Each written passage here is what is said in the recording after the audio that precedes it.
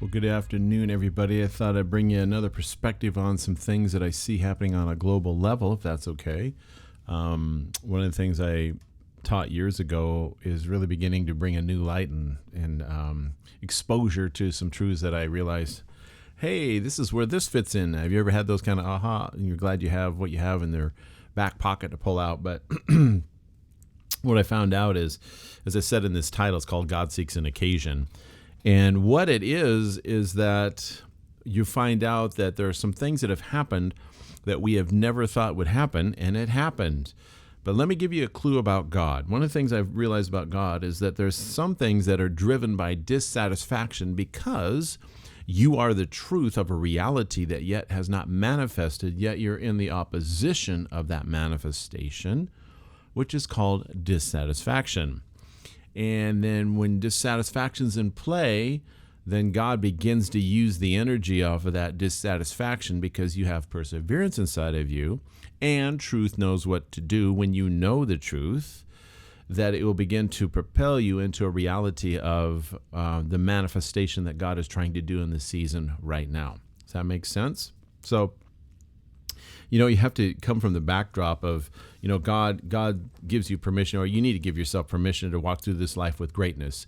If you live less than that, then greatness will avoid you because you are not a friend to what it is. So I think there's a lot of things that are happening. We've seen a lot of things that kind of got exposed in many different ways in arenas in people's lives because, see, when you live in a dimension beyond survival, then survival can no longer live. I'll say that again.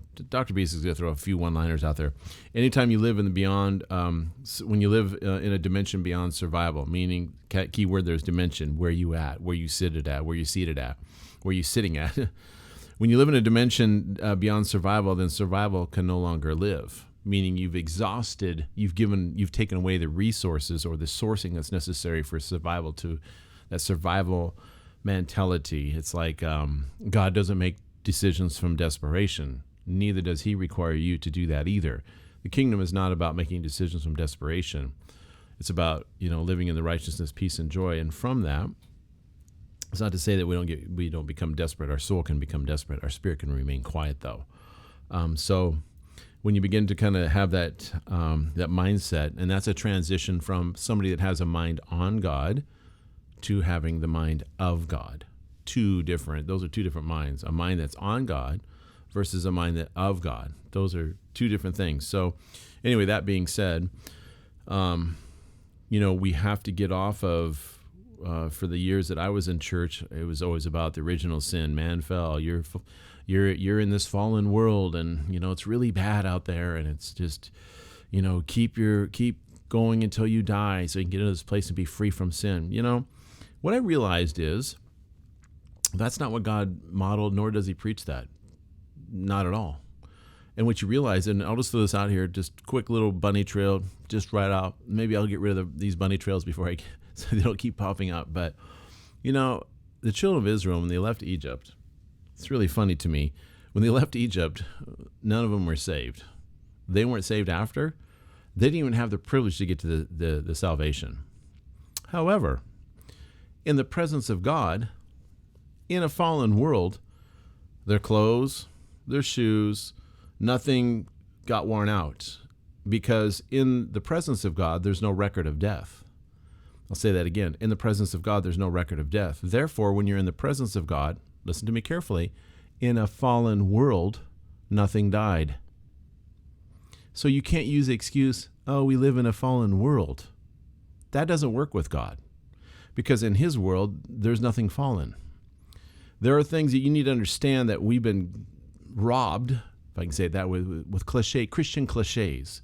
Oh, it's a fallen world, and that's what happens. That's not what's modeled here in the scripture. Jesus was not trying to dodge the disease when he was here because he's going, gosh, it's a fallen world out here, and I hope healing works today.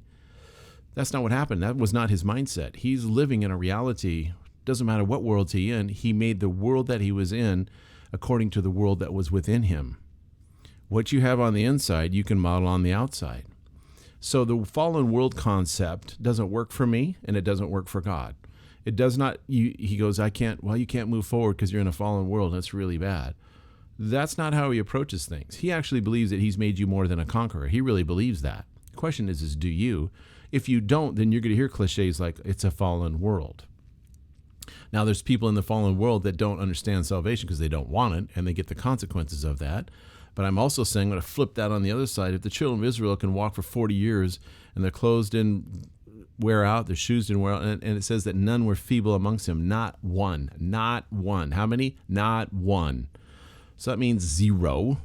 So don't use the fallen world thing with me. That's really arguing with something that's just like, that has no point with God.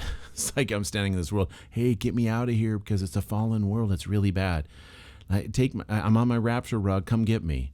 I love that because Dr. Bob said that the other day. Man, it just cracked me up. A rapture rug, because that's what happens when you don't realize what God's trying to do, which really brings me back to the point of God is actually seeking an occasion right now. And I'm going to bring it out to you in Scripture today. And when you begin to realize that there are things that God is doing right now, he's actually brilliant in what he's done. And Judges chapter 14 is where I'm going to go with this. Judges 13 is really masterful, though, on how to get to the power of Judges 14, which I'm not going to talk about the arrival. I need to put a series together just on the making of Samson, the intent of God, and the power of God by destroying the enemy. And then the pitfalls that come into those that have not been stewarded properly with the edifice to understand the power of God. And I think a lot of people would love to manifest the power of God, but God's wise enough, he's not going to give it to you because you'll crack underneath of it. And that's what's happened here really in America, if I can say that, or say this, is that what has happened is in order to expose a fracture in a body, listen to the words I'm saying now. I'm going to use us as human beings. When something's fractured, that means that there's a certain amount of level of weight you can handle, but at a certain point you can't do it anymore because the fracture's there and it causes too much pain to sustain what the weight of something is coming against you. And so what you're realizing is God has actually used the value of what has happened on a global scale to expose the fracture that's in the body. And those that are not fractured rise to the occasion of the weight of glory that God's about ready to release on this earth. And he's removing those out of the side, or we're not going to do this way. You're going to sit over here and you're going to heal under those that know how to walk in the wholeness of who I am. So that being said, the weight of something shows the fracture of something if it's truly fractured. If you're standing in the righteousness of the King, you have the ability to stand under the weight of what's coming against you because it's not your strength that's holding it up. It's his. He's the one that's going to persevere through. He's the one that's going to make the breakthrough. He's the one that's going to bring the reality of who he is to this earth that's trying to fracture you. Or the opposition of the enemy when he's trying to fracture you. So that being said, I want to turn to Judges chapter 14, and I want to go down this path here where it talks about where God is seeking an occasion. You guys interested? It's funny when I say that because I know, well, you're on here because you're interested, right? Why would you ask that question? Because it's just what I asked. Judges chapter 14, verse 1. Let's go there. And it says this, Now Samson went down to Timnah and saw a woman in Timnah of the daughters of the Philistines.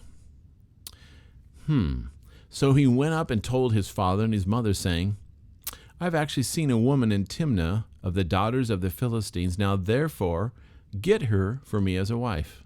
It's crazy. But then it keeps going on. Then his father and his mother said to him, Is there no woman among the daughters of your brethren, or among my people, that you must go and get a wife from the uncircumcised Philistines?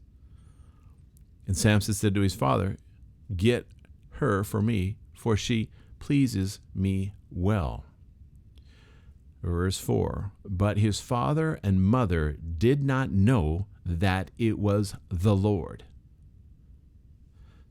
that he was seeking an occasion to move against the Philistines.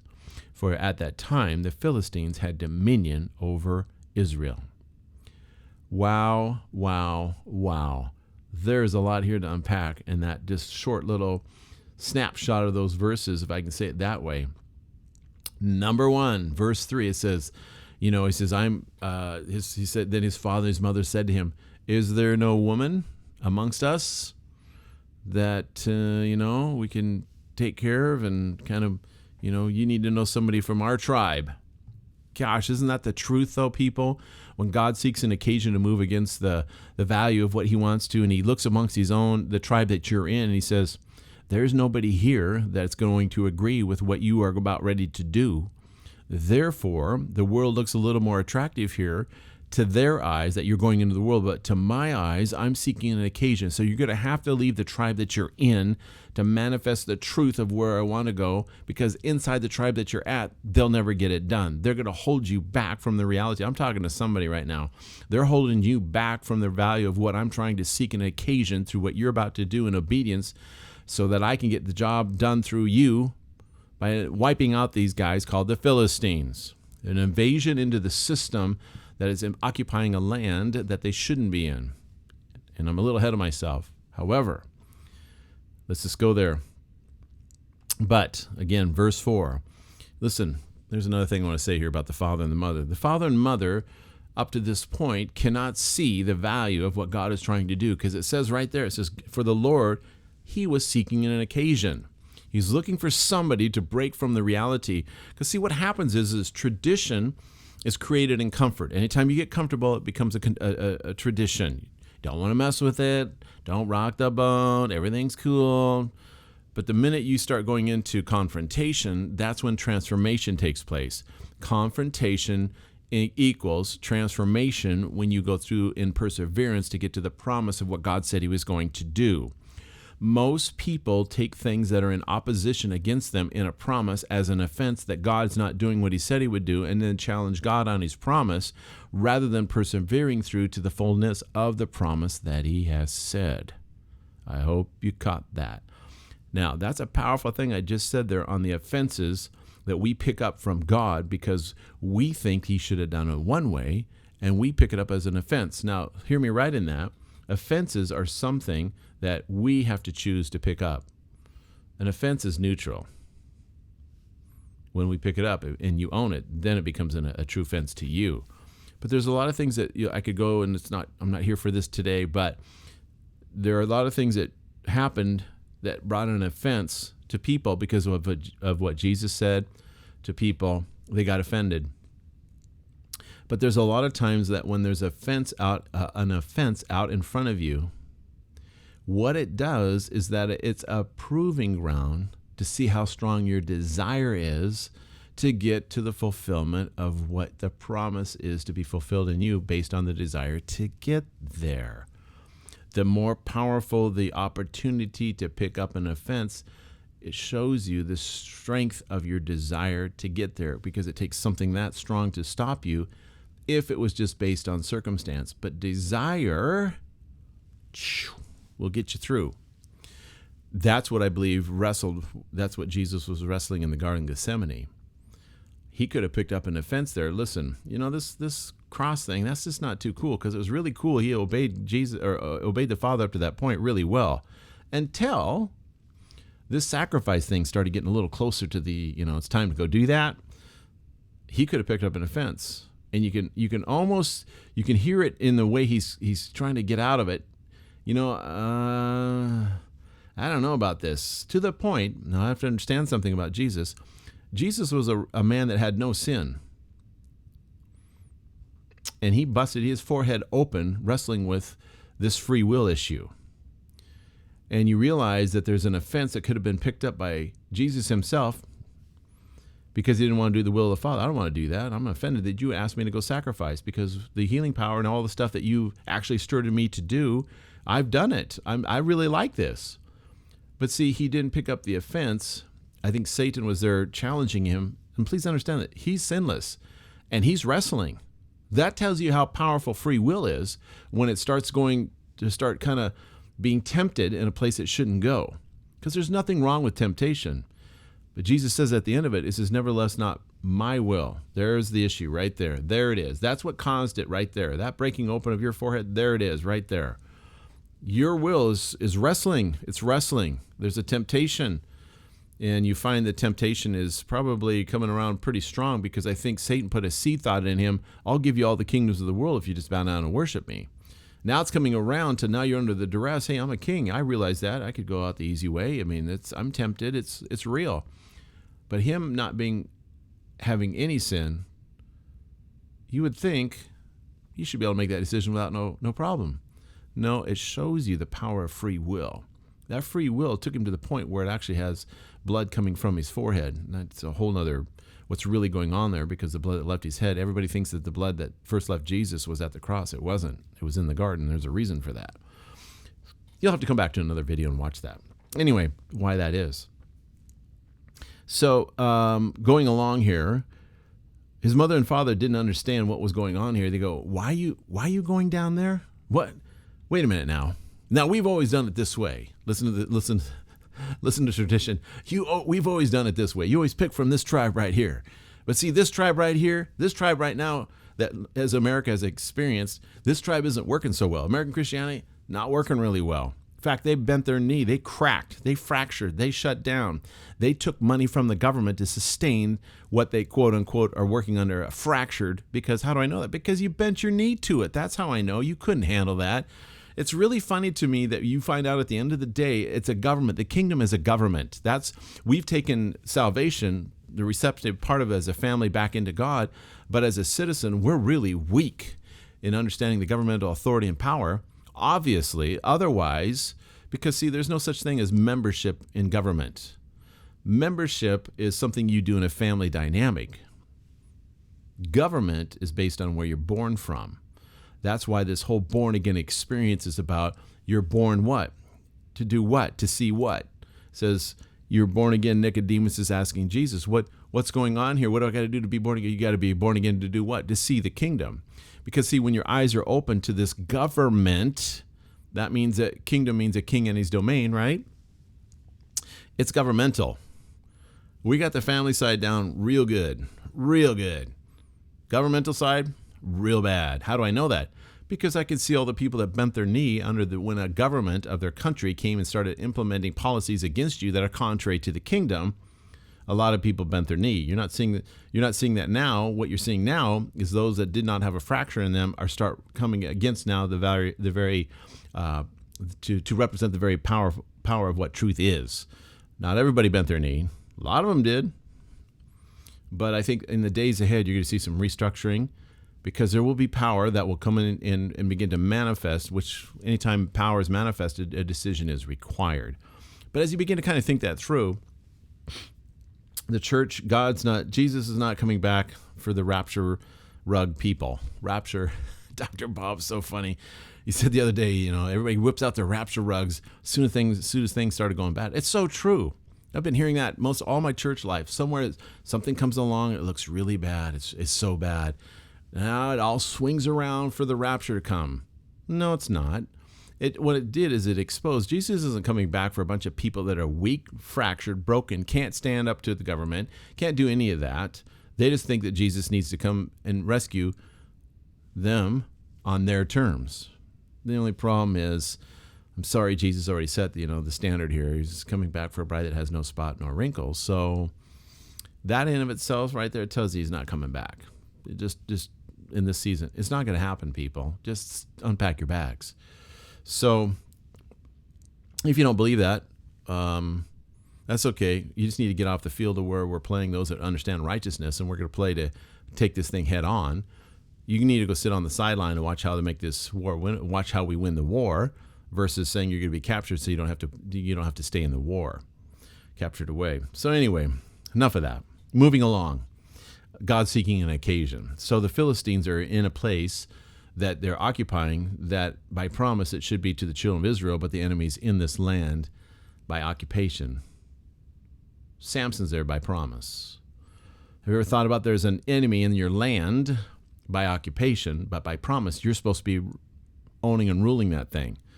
And that's kind of what's happening at a global scale. You'll see there's some things that have happened that have caused us to rise up to say, you know what? You're trying to occupy a territory that by promise, I'm the one that should be having that. You need to understand, you need to know how to rule your sphere first. Let me say that right, before you can take it public. However, once you've ruled your sphere right, you have the right to rule publicly. Because how you win it privately is going to show how and what you've done. It's going to determine what it's going to look like in public. So that's why you see a lot of people falling right now, because of the pressure, what they did in public, in puppeteering, is totally opposite of what they were doing in their private life. Now the private life is coming out because if you understand the tactic of the enemy, he always takes you to the highest place that he can expose you, where your fracture is or where he has the hook that's set in you. And he gets the greatest profitability to expose you at a high level and then expose what you've been fractured all along at. Does that make sense? Okay, enough about that. Moving along. Verse 4 again, I'm going to go down it one more time. But his father and mother did not know that it was of the Lord, for he was seeking an occasion to move against the Philistines, for at that time the Philistines had dominion over Israel. So Samson went down to Timnah, and his father and mother, and came to the vineyards of Timnah. Let me just leave it. And standing, I don't want to say that quite yet.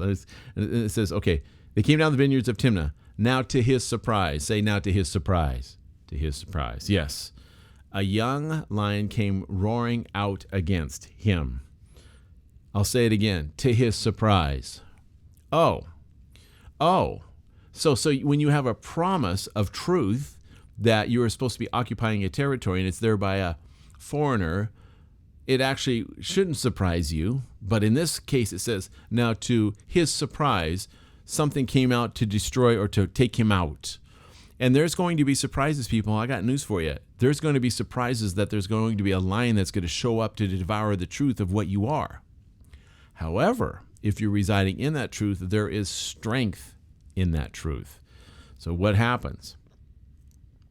When you understand you're not falling under, the duress of the circumstance, but you fall greater back into the strength of who he is to overcome the circumstance, it says this, and the Spirit of the Lord came mightily upon him, and he tore the lion apart as one would have torn apart a young goat, though he had nothing in his hand. But he did not tell his father or his mother what he had done. I'm not going to tell what I have done to the prior generation. I'm going to stay with the mission of what I'm supposed to do in this generation. But as far as the weapons and how I get it done, that's really beside the point. So let's just go down and keep going with this, and I'll come back around on it again. Then he went down and talked with the woman, and she pleased Samson well. After some time, when he returned to get her, he turned aside to see the carcass of the lion, and behold, a swarm of bees and honeys were in the carcass of the lion. Stop. Let's go back to the when he's being surprised by the lion. Some things get surprised. How many times you've been in life when you're moving forward in a truth, all of a sudden you're surprised by somebody that comes up and wants to just take you to the cleaners and wipe you out, whether it's slander, gossip, whether they don't like the way you do business, they slander you, all the stuff, they leave you, they do, there's this stuff, and we call that surprise. And so what happened is that Samson did what? He put his hand to it. I said he put his hand to it, and he used the strength of who he was, and he totally annihilated what it was. Now, that comes in so many different forms. That's a teaching of itself. So when you get that kind of reality of, okay, I need to put my hand to this thing, meaning how I cut through this and the strength of who God is going to be different in every circumstance that I step into. However, the strength is available, present, but it doesn't become reality until you know that it's there to be had. Okay, another teaching. Anyway, that being said, the surprise came out, and then he put his hand to it, and then he just ripped it. He ripped it apart as if it was a young goat. Like, that makes it any easier, right? So what happens here is, as he comes back around, he didn't tell his mom and dad what was going on. But then I'll just read it to you again. It's in verse 8. It says, after some time when he returned to get her, he turned aside to see the carcass of the lion, and behold, a swarm of bees and honey were in the carcass of the lion. Listen to me carefully. How well you annihilate your enemy determines how well you will eat in the next season. I will say that again. How well you annihilate, how you just tear through it. You make it an open chamber, and you set it, and it has no life in it, but it's now hollow to the value of where you're going. It has no hand on you. It has no hold on you. However, it did hollow out a place where the bees could swarm so that he could have food, that the honey began to go into the locker, if I can say that, of that which you took out the other day. See, what happens is when you overcome the enemy, a lot of people just say he's dead and gone. Not too many people realize that your food might be stored right there in the next season, what you just took out. It's dead, but it became a container for the life of what's happening. So let's go into this a little bit further. So he says that it's perseverance. Let me put it to you this way. It's perseverance in the opposition that creates larger dining opportunities. Say it again. Perseverance. When you begin to kind of think this through, think about this for a minute. Perseverance in the opposition, how you stand and how well you preserve, actually creates, the longer you're in it, it's not that God's putting you there, but you have to realize while you're standing there in the middle of it, it's actually creating a greater void. When you take it out, means it's going to give you greater dining opportunities when you're done with it. So let me just keep reading on here a little bit more. It says, he then took some of it in his hands, he's talking about the honey, and went along eating. And then when he came to his father and his mother, he gave some to them, and they also ate. But he did not tell them that he had taken the honey out of the carcass of the lion, because what does the enemy do? Goes about what? Like a roaring what? There you go. Goes about as a what? A roaring lion. And so what happens is you may be surprised by the vocal validity of his lie. That's not validity, but the vocal expression of what he's doing, trying to validate by the roar that this is real. No. See, the hand of the Lord or the strength of God will rip right through that. Truth has a hand on it. I'm going to say it again. Truth has a hand on it. When truth handles something that's of a lie, it's going to rip it apart. And when you realize that you're in seasons where it seems like you're in the middle of a lie, but you cannot say, I'm giving thanks to God for the situation. No, in the situation, you give thanks. It's not for the situation, it's in the situation. Why? Because you're going to find out how truth handles certain things. Sometimes it just cuts right through. Sometimes it just rips things right open, just like it did here. He literally ripped that thing open because what did it do? It built a locker or a container or an edifice, however you want to say it, is that this edifice became obviously a byproduct of destroying something that surprised him, because he's in a place by promise, but not by occupation. I'll say it again. He's in a place by promise, but not by occupation. How many of you ever felt that?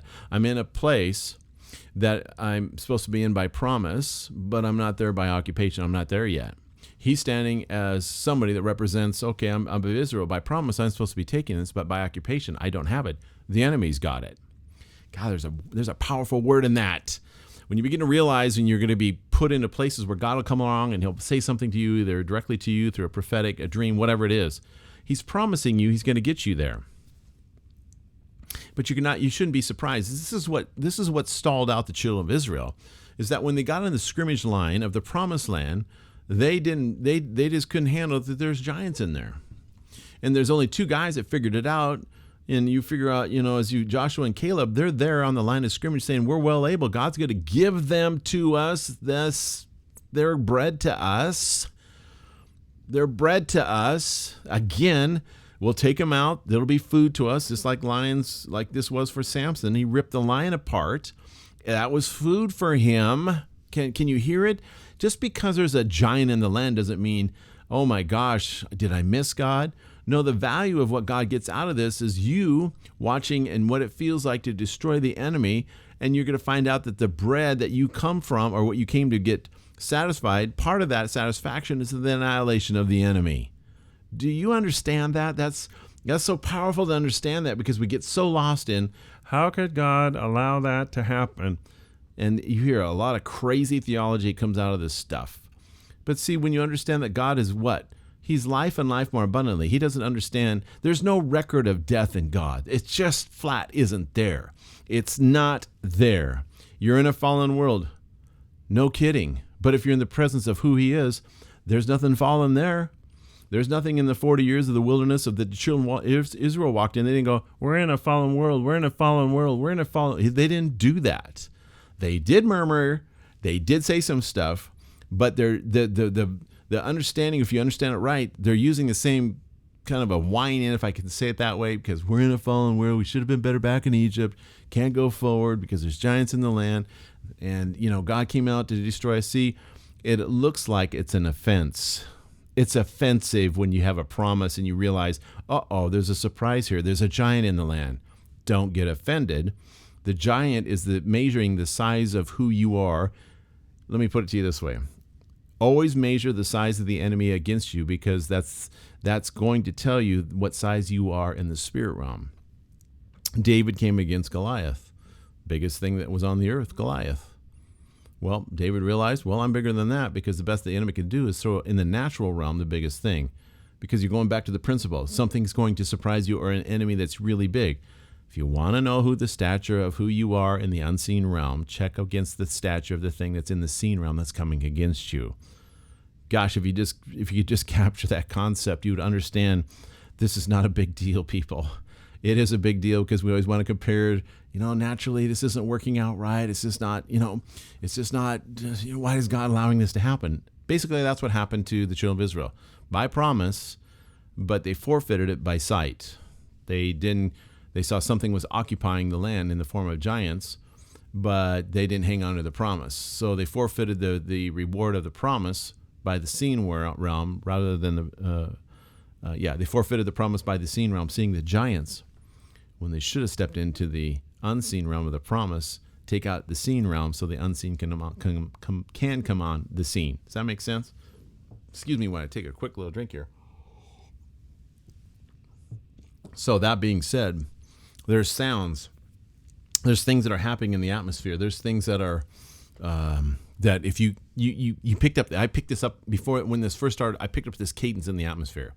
Not this specific sound I'm about ready to play, but there's a cadence in the atmosphere. And you realize there's just something out there there's a rhythm that's been going on, and God's going, those that can pick up on the sound of this, they're going to begin to march to it, and you're going to march, because if you have a fracture in you, you won't be able to march to it. It's it's like executive warlike energy. It's something that's coming down the pipeline that only those that walk as God can march out the orders of God.